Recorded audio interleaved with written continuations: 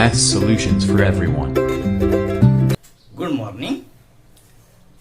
Lecture number first, ये first lecture हम ले रहे हैं डिटर्मिनेंट एंड मैट्रिसेस के बेस पर। डिटर्मिनेंट एंड मैट्रिसेस ये आपके लिए 11th और 12th दोनों के लिए बहुत ही जरूरी चैप्टर है। डिटर्मिनेंट तो आपने इससे पहले भी देख लिया है, 10th में आपका डिटर्मिनेंट हुआ था। आज उसी डिटर्मिनेंट को हम समझने वाले हैं और उसके बेस पर हम नेक्स्ट लेक्चर में आगे जाने वाले हैं। तो देखो होता क्या है, डिटर्मिनेंट आपको मालूम है। हम डिटर्मिनेंट एंड मैट्रिसेस, उसमें से डिटर्मिनेंट, आज डिटर्मिनेंट जो आपने 10th में देखा था उसी को हम आज समझने वाले हैं। तो देखो आप अच्छे से समझ लो, आपको मालूम था determinant of A B C D, determinant of A B C D. इस डिटर्मिनेंट में अभी डिटर्मिनेंट कहां से आता है इसका भी हम कुछ डिस्कशन करेंगे मगर उससे पहले इसकी वैल्यू आपको किस तरीके से फाइंड करनी होती है ये आपको मालूम है। फॉर एग्जाम्पल में हम देखते हैं डिटर्मिनेंट ऑफ 5, 4, 3, 7। डिटर्मिनेंट ऑफ 5, 4, 3, 7, इसमें इस पहली क्रॉस मल्टीप्लीकेशन को किया जाता है 5 into 7 माइनस इस सेकंड क्रॉस मल्टीप्लीकेशन किया जाता है। अब आपको वैल्यू इजीली मालूम हो जाएगी। होगी क्या? 5 7s are 35 minus 3 4s are 12, 35 minus 12 होगा 23, यानी इस डिटर्मिनेंट की वैल्यू होगी आपकी 23। डिटर्मिनेंट, ये डिटर्मिनेंट आपने सॉल्व किया है 10th में। अब इस डिटर्मिनेंट के बेस पर ही हमें आगे जाना है। अब ये डिटर्मिनेंट होता क्या है, तो डिटर्मिनेंट तो आपने फाइंड कर लिया था, उसके साथ ही आपके सामने आया था क्रैमर्स रूल। अच्छे से आपको याद है, लीनियर इक्वेशंस इन 2 वेरिएबल में आपने डिटर्मिनेंट और क्रैमर्स रूल को देख लिया था। अब ये इक्वेशन होता था 5x plus 4y equal to 0, 5x plus 4y equal to 0। इसके साथ इक्वेशन में हमने 5x का कोएफिशिएंट ले लिया था, 4y का कोएफिशिएंट ले लिया था। ये पहला इक्वेशन और दूसरा इक्वेशन होगा आपका 3x plus 7y equal to 0। ये लीनियर इक्वेशंस इन 2 वेरिएबल्स, 2 वेरिएबल्स के साथ। अगर आप इसको अच्छे से याद नहीं कर पाते हो तो आपको 10th में जाना होगा। लीनियर इक्वेशंस इन 2 वेरिएबल में आपको इस टाइप के क्वेश्चंस, जो कि आपका पहला ही चैप्टर था अलजेब्रा में, यानी मैथमेटिक्स फर्स्ट में, इस टाइप के बहुत से प्रॉब्लम्स आपने देखे थे और अलग अलग तरीके से आपने इस टाइप के लीनियर इक्वेशंस सॉल्व भी किए थे। सॉल्व करना यानी x की वैल्यू फाइंड करना, y की वैल्यू फाइंड करना, और आपको मालूम होगा क्रैमर्स रूल का आपने यूज किया था उसमें यक्स फाइंड करने के लिए डिटर्मिनेंट ऑफ यक्स की value divided by determinant of constant की वैल्यू, 10th का ही मैं आपको बता रहा हूं। y की वैल्यू फाइंड करने के लिए determinant of y divided by determinant. तो ये तो बहुत ही जरूरी और बेसिक इंफॉर्मेशन है आपके लिए डिटर्मिनेंट। अब ये डिटर्मिनेंट में आपको ये तो प्रॉब्लम आ जाएगा, सिंपल है। मैं आपके लिए और एक प्रॉब्लम यहां पर सेल्फ वर्क के लिए दे देता हूं। Number 1, determinant of 7, 9, -4, 3 self work के लिए आपके लिए। और एक दे देता हूं, determinant of second, determinant of 2, -4, 7 minus या फिर -15 भी कह सकते हो आप इसको। ये दो प्रॉब्लम्स आपके लिए सेल्फ वर्क के लिए होंगे, आपको ये आने चाहिए। अब और एक प्रॉब्लम मैं इसी टाइप में आपको बताऊंगा। तो डिटर्मिनेंट में 4 टर्म्स होती है यहाँ पे, तो आपने जो पहले देखा है। सेकंड एग्जाम्पल सॉल्यूशन के लिए डिटर्मिनेंट ऑफ -7, -9, 3, -2 इसकी वैल्यू आपको आनी चाहिए। ये कुछ आपके लिए दिक्कत वाला काम नहीं है। क्या करेंगे आप? पहला क्रॉस मल्टीप्लीकेशन, -7 -7 इंटू -2, पहला cross multiplication, minus second cross multiplication 3 into -9, 3 into -9 होगा क्या है? नेगेटिव इंटू नेगेटिव पॉजिटिव, 7 2 14 होगा इसका कैलकुलेशन। माइनस 3 9 27, निगेटिव, क्योंकि ये पॉजिटिव 3 और ये 9 जो है negative, positive into negative, negative होगा 3 9 27। ये निगेटिव इंटू निगेटिव होता है पॉजिटिव, तो निगेटिव इंटू निगेटिव पॉजिटिव, 7 2 14, ये पॉजिटिव 14 है। और इसको आप अगर देखते हो तो positive 3 into -9, positive into negative, negative 3 9 27, ये तो आपको मालूम है। तो अब यहां पर आकर माइनस ऑफ -27, तो 14 माइनस माइनस प्लस 27, 14 प्लस 27 होगा, इसका कैलकुलेशन आएगा 41। ये भी आपके लिए बहुत ही सिंपल प्रॉब्लम है। अब और एक प्रॉब्लम यहां पर हम लेंगे जो कि आपको कॉम्प्लेक्स नंबर के बेस पर मालूम होना चाहिए। कॉम्प्लेक्स नंबर आपको अगर मालूम नहीं है तो मैं इस पर भी डिस्कस करूंगा, मगर हम पहले प्रॉब्लम लिख लेते हैं। Third problem, determinant of 2i,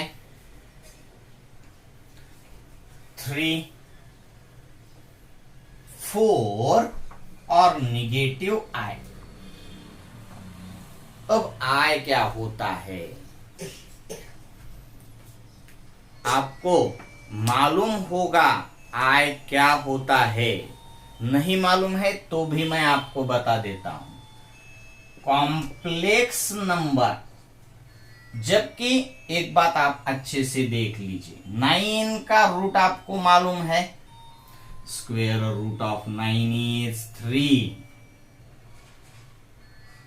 या फिर 9 का रूट -3 भी होता है, आपको मालूम होगा 3 का स्क्वायर 3 इंटू 3 9 होता है, और -3 का स्क्वायर भी -3 इंटू -3 यानी 9 ही होता है। माइनस इंटू माइनस प्लस होगा, 3 3 जार 9। 4 का स्क्वायर होगा 16, तो -4 का स्क्वायर भी 16 ही होगा। ये आपको अच्छे से मालूम है। यानी 16 का रूट अगर आप देखते हो, स्क्वायर रूट ऑफ 16, तो 4 होगा या फिर -4 होगा। 4 भी हो सकता है या फिर -4 भी हो सकता है। 25 का भी रूट आपको मालूम है, 5 होगा या फिर -5 होगा। यानी आपने जो रूट्स देख लिए हैं उसमें आपको 9 का रूट मालूम है, आपको 16 का रूट मालूम है, आपको 25 का रूट मालूम है। यानी आपको हर पॉजिटिव नंबर का रूट मालूम है, मगर आपको -9 का रूट मालूम नहीं है।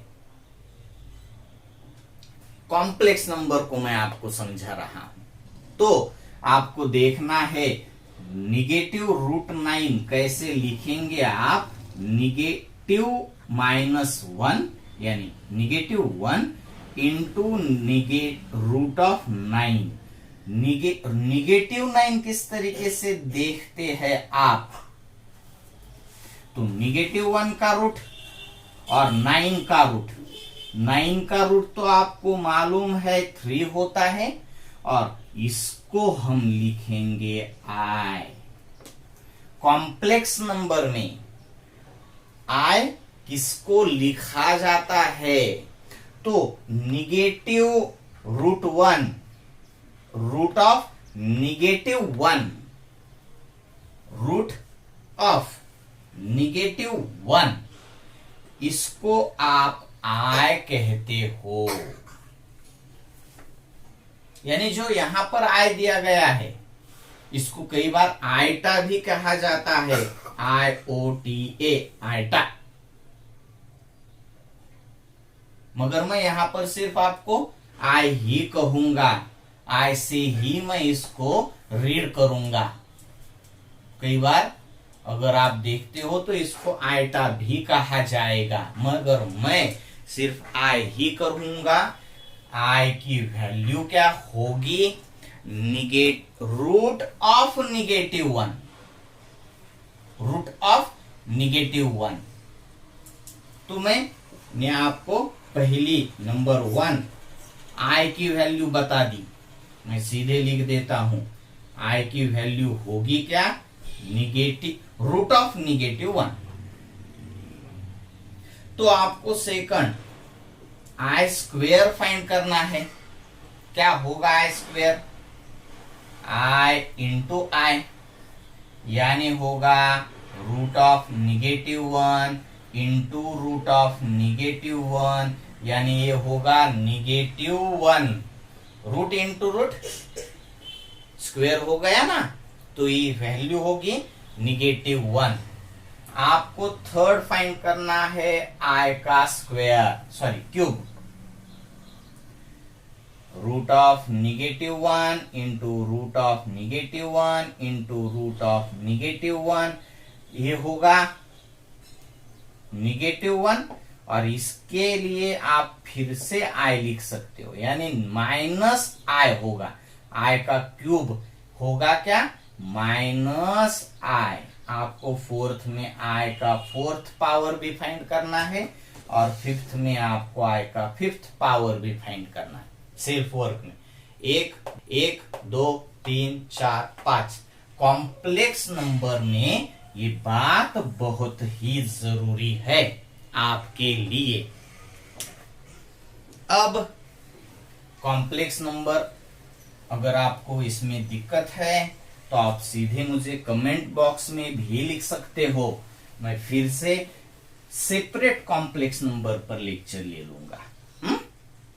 मगर अभी डिटर्मिनेंट देख रहे हैं तो डिटर्मिनेंट में जाएंगे।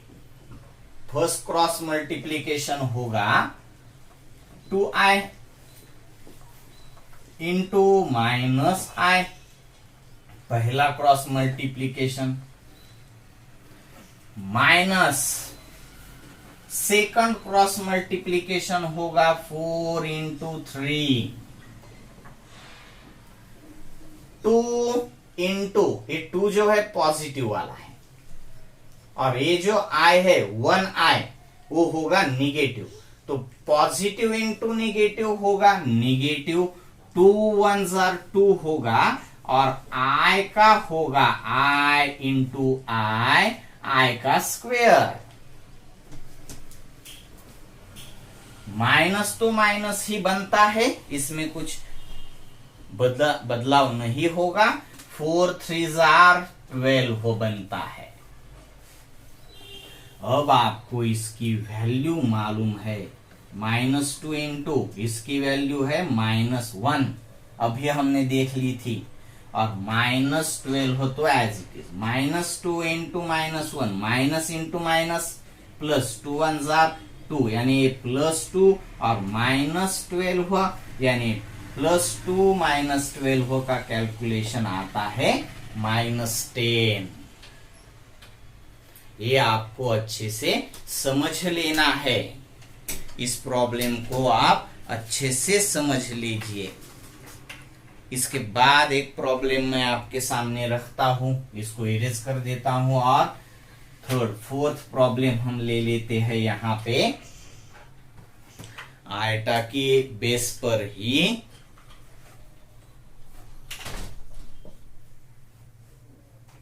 होगा क्या, 4i निगेटिव 2i और 7, first cross multiplication 4 into 7 minus second cross multiplication -2i into i, -2i into i, तो होगा 4 7s are 28। पहला cross multiplication 4 7s are 28, minus तो माइनस ही है, और ये इसका आप अगर देखते हो तो negative 2i into positive 1i, negative into positive तो निगेटिव ही है, 2 1s are 2, i into i square, 28 minus of -2 into -1, आप देख पाते हो तो i स्क्वेयर की वैल्यू आपको मालूम है -1 है, तो ये -2 into -1, negative into negative positive, तो होगा 28 minus of positive 2, 2 1s are 2, negative positive होगा निगेटिव, यानी इसका कैलकुलेशन होगा 26।